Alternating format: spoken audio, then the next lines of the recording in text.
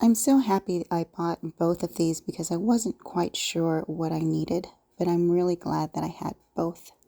So for my closet doors that used to have carpet underneath, I needed replacement spacers that had a little bit more height.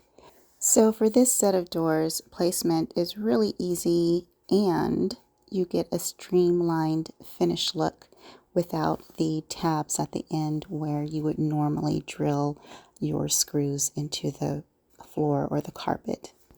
Now, alternatively, for my closet doors with carpet underneath that I needed to replace, I did have to consider placement. You do not want to have to drill your screws inside the bracket because it's going to make placement way more difficult.